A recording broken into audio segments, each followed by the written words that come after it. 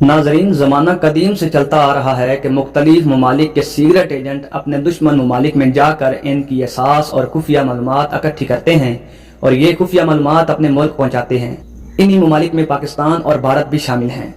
1947 میں پاکستان اور انڈیا کے علیحدہ ہونے کے بعد سے ہی بھارت اور پاکستان کے درمیان جنگ کا آغاز ہوا۔ یہ جنگیں میدان میں بھی لڑی گئیں اور ایک دوسرے کے ملک میں خفیہ جاسوس بھیج کر انڈائریکٹلی بھی لڑی گئیں۔ کئی سالوں سے انڈیا اپنے جاسوس بھیج رہا ہے اور انڈیا نے پھر سے اپنا جاسوس لاہور بھیجا۔ اس شخص کا نام کرامت راہی تھا اور اس شخص کا تعلق بھی پاکستان سے ہی تھا، جس کو بھارتی ایجنسی را نے ورگلایا اور اپنے جال میں پھنسا کر اسے لاہور بھیجا اور پاکستان کی خفیہ معلومات اکٹھی کرنے کو کہا۔ ناظرین، یہ شخص بھارتی را کے ہاتھ کیسے لگا اور پاکستان سے تعلق ہونے کے باوجود لاہور میں جاسوسی کیوں کرتا رہا؟ یہ شخص را کا ایجنٹ کیوں بنا؟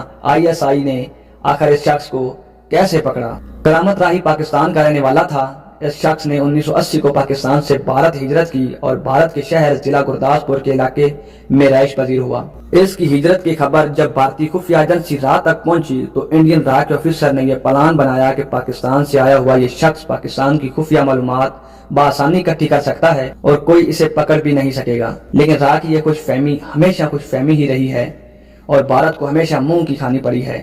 رویندرا کوشک، کلبھوشن یادو، کرامت راہی اور اس جیسے جتنے بھی جاسوس پاکستان آئے، ISI نے انہیں ایسے دبوچا جیسے کہ مارخور سانپ کو دبوچ لیتا ہے۔ فرینڈز، بھارت نے کرامت راہی کے بیک گراؤنڈ کا فائدہ اٹھایا اور را کے آفیسر دور دراز سے تشریف لاتے ہوئے اس شخص کے گھر جا پہنچے اور اسے تھوڑے سے پیسوں کا لالچ دیا اور اپنا ایجنٹ بنا کر واپس پاکستان بھیج دیا۔ یہ شخص سالوں سال تک پاکستان میں رہا اور معلومات اکٹھی کرتا رہا، لیکن اس شخص کی بھارت کو منتقل کی جانے والی معلومات پاکستان کے لیے کسی بھی خطرے کا باعث نہ تھی۔ یہ شخص اپنے خفیہ مشن پر مینار پاکستان کے عین نیچے موجود تھا، لیکن یہ شخص شاید یہ بات نہیں جانتا تھا کہ اس کی طاق میں ISI کا مارخور بھی موجود ہے۔ ISI نے مینار پاکستان کے نیچے سے ہی تمام خفیہ معلومات اور ثبوتوں کے ساتھ دھر لیا۔ پاکستانی عدالت میں کرامت راہی کو جاسوسی کے جرم ثابت ہونے پر 18 سال کی قید سنا دی اور پھر اسے 2005 میں اپنی سزا پوری کرنے کے بعد واپس بھارت بھیج دیا۔ لیکن را کے ایجنٹ کرامت راہی کی اذیت بھارت پہنچ کر مزید بڑھ گئی۔ یہ شخص شدید بیمار تھا، لیکن بھارت کی گورنمنٹ نے اس کا علاج کروانا تو دور کی بات، اس کا حال تک نہیں پوچھا۔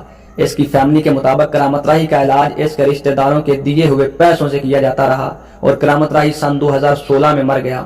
اس کے مرنے کے بعد کرامت راہی کی فیملی نے میڈیا پر آ کر بھارت سرکار اور را کو خوب ذلیل کیا کہ بھارتی را کو جب تک مطلب تھا ہمارے باپ کو استعمال کیا گیا، جب مطلب نکل گیا تو اسے مرنے کے لیے چھوڑ دیا۔ پھر اب یہاں سوال یہ ہے کہ بھارت کی خفیہ ایجنسی را اس قدر ان پروفیشنل ہے کہ اس کا بھیجا ہوا ہر ایجنٹ پکڑا جاتا ہے اور پھر یہ اپنے ہی ایجنٹ کو آن کرنے سے انکار کر دیتے ہیں۔ پھر نتیجہ یہ نکلتا ہے کہ کوئی بھی بھارتی شخص اٹھ کر انڈین را کی تذلیل کرنا شروع کر دیتا ہے، بالکل ایسے ہی جیسے رویندرا کوشک کی فیملی اور کرامت راہی کی فیملی کر رہی ہے۔ میں امید کرتا ہوں کہ آپ کو اس ویڈیو سے بہت کچھ جاننے کو ملا ہوگا۔ ایسی اور مزید ویڈیو دیکھنے کے لیے ہمارے چینل شروع سے شروع کو سبسکرائب کریں، لائک کریں، شیئر کریں اور اپنی رائے کا اظہار کمنٹ سیکشن میں ضرور دیں۔